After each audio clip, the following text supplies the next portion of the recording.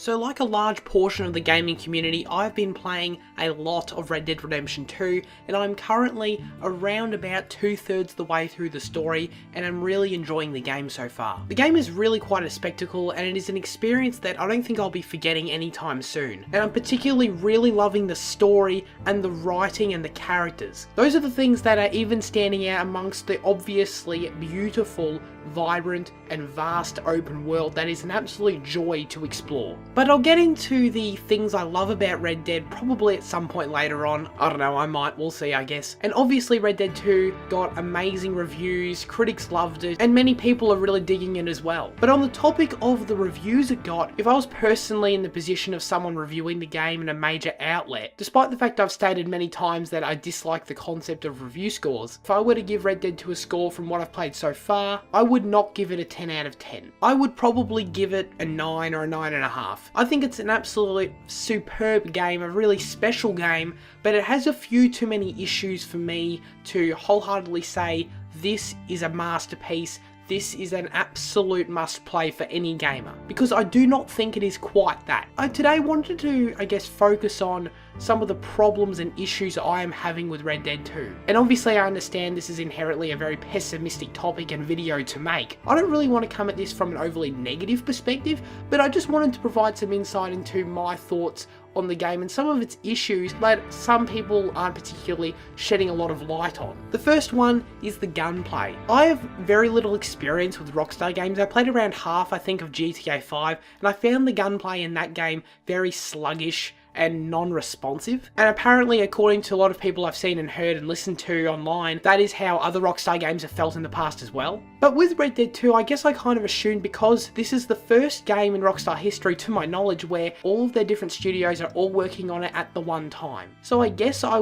assumed that this gunplay problem that has existed in their games for quite some time would be improved substantially. And from what I remember from GTA 5, it has improved slightly, but not nearly enough. When you're shooting, it feels quite slow and hard to control. And the fact that the auto-aim in the game is so responsive, as a matter of fact, auto-aim is basically the only way you can play this game. I don't understand how anyone could play it with the auto-aim off, to be honest. The auto-aim is basically doing all of my shooting in Red Dead Redemption 2, and with the auto-aim on, the shooting is totally fine. But I think the fact that the auto-aim is so heavy in the game emphasizes that Rockstar, I guess to some extent, are well aware of just how bad their core shooting mechanics are, so they try and mask how bad they are and how flawed they have been for quite some time by giving the player access to a lot of auto-aim. Secondly, the movement mechanics are not very good. What I mean is that specifically when you're looting enemies, there's times, particularly in confined spaces, where you're trying to do specific actions, perhaps loot a specific body or loot a wardrobe, or even interact with a letter or something like that, where your character has to stand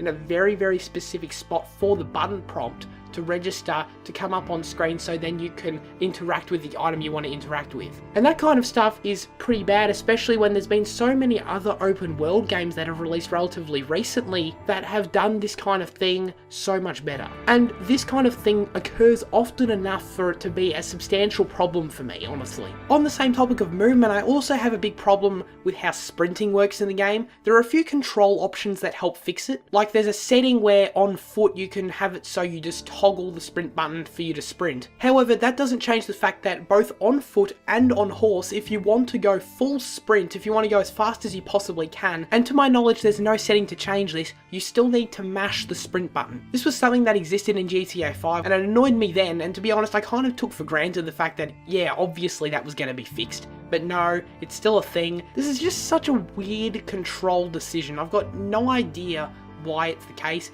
How hard is it just to let players have the option to just hold X and it goes as fast as you possibly can? It makes zero sense.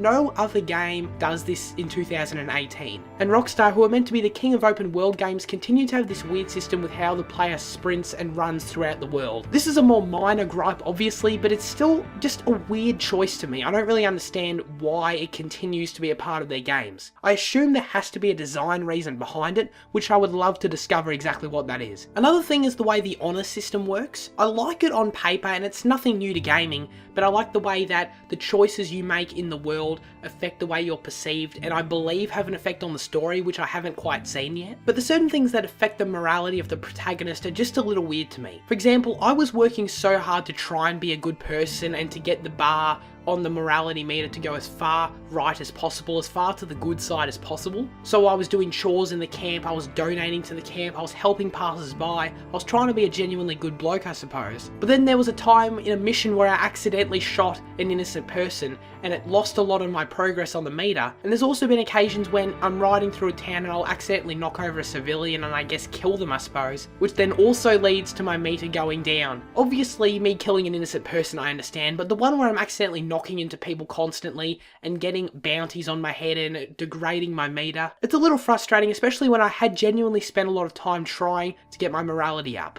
And finally, and yes, this is a very, very nitpicky kind of thing, but it's annoying. Your horse is where you store all your weapons, and when you get off your horse, every single time, it's almost guaranteed to unequip the weapons you want. So I'm riding towards a mission, I'll equip the rifle and the revolver, etc. that I want to use, and then I'll get off the horse, and sometimes, I don't really know how it works exactly, it'll just unequip it, so I'll get into the middle of the mission, get into a gunfight, and realize, oh crap, all my good weapons are on my horse. But that was just a weird little thing that's been bothering me, but anyway, I just wanted to vent about that. So yeah, I don't want to be overly negative, I'm really liking Red Dead Redemption 2, I'm really trying to beat it relatively soon, because I am enjoying the story so much. But hopefully, in Rockstar's next game, they clean up their gunplay, they clean up their movement mechanics, because everything else they are absolute masters of. If you're playing Red Dead Redemption 2, let me know in the comments below what you're thinking about it, and as always, please feel free to leave any general feedback as well. This has been SirCazz, farewell.